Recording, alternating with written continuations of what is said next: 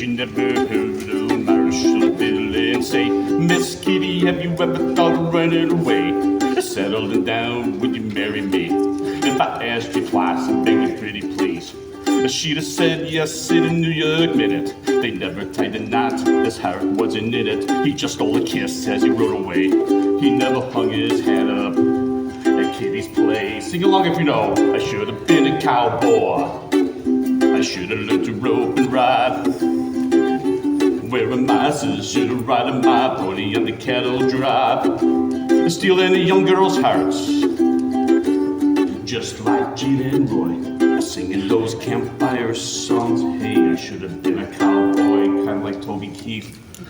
Hey, God rest his soul. But my goodness gracious, we have a lot of new friends today, I think.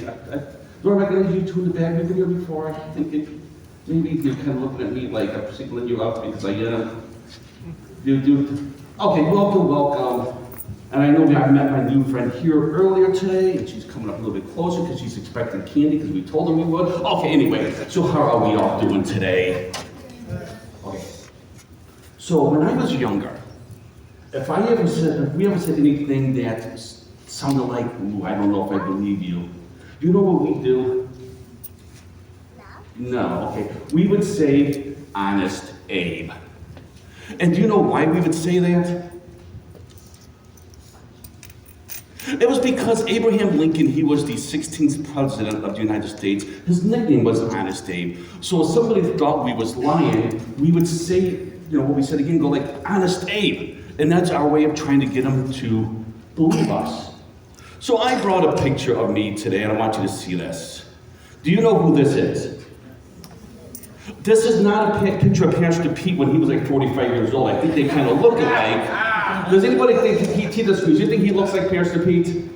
Yeah, okay. Who is this? Anybody?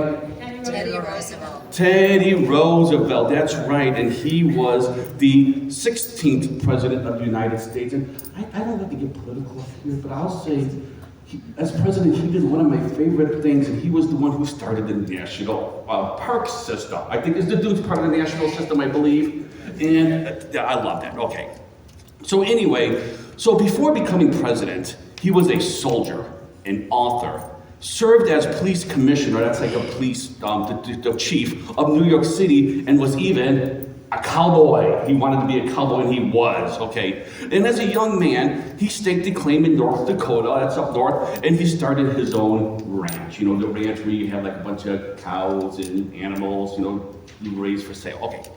So during his time as a rancher, Roosevelt and one of his cow homes, they lassoed a stray cat. They found a cow that was kind of wandering around, and they lassoed it. And do you guys know what a brand is? Anybody? You know what a brand is? Do you? Do you want to? No, he doesn't want it. Do you know what a brand is? Like a shoe brand? No, a brand it's kind of like a long piece of like circular like metal, and on the end of it will be like a letter or a symbol, and the cowboy would kind of get that hot and then touch it to the cow's backside, and it would like leave a mark so you know who the cow belongs to if it kind of gets away. Okay, so they built a fire and prepared to brand the stray. Now the part of the range they were on belonged to Roosevelt's neighbor, a man named Gregor Lane. Now according to the rules at the time, if a stray belonged to the person whose land it was on, it was found, and like it didn't have a brand, the animal would be automatically belong to the man whose land it was found on. We used to call that the finders, keepers, losers, weepers rule. And as a cowboy, as his cowboy went to put the brand on the stray calf, Roosevelt said, "Wait, it should be Gregor's land brand on it because we found it on his property. Those are the rules of the day." And the cowboy goes like, "Hey, that's all right, boss, And Roosevelt says, "But you're putting my brand on it, it should be his." And his helper says, "Yeah, that's right." So Roosevelt said, "Drop that iron and get back to the ranch, pack your belongings and get out. I don't need you anymore.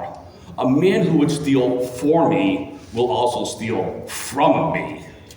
So this story shows us that Teddy Roosevelt had a good understanding of the meaning of honesty, and no, he was not called Honest Teddy. He was Rough Rider Roosevelt? So, yeah, okay. That's not on my notes. It's kind of an ad lib. Thank you for confirming. Okay, anyway. So Jesus... So Jesus told his disciples a story to teach them about honesty. He told them about a rich man who had a manager, and a manager is a man you hire who takes care of your money for us. I think a lot of us here would have that, a money manager. And the manager was using the man's money for himself. He was stealing from him. So when the rich man discovered that the manager was wasting his money, he called him in and fired him. After telling this story, Jesus said to his disciples, "Whoever can be trusted with very little can also be trusted with very much. And whoever is dishonest with very little will also be dishonest with much." So if you and I make sure that we are honest in the small things, then we can sure that we will be honest in the big things. If people know that they can trust us in small things, they know that they can trust us in the big things too. Dramatic pause. Let's pray. Dear Father, help us to remember what Jesus taught about honesty and help us to be honest in every situation, big or small. And all of God's children say, would somebody, Leah, would you like to read the memory verse? Okay. No?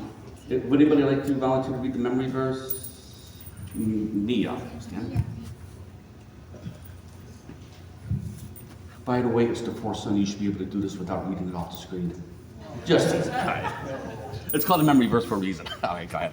For whoever keeps the whole law and gets stumbled at just one point is guilty of breaking all of it. James 2:10. Yay! And I have to stand for whoever would like. I think 1, 2, 3, 4, hit it, maestro, for the choir.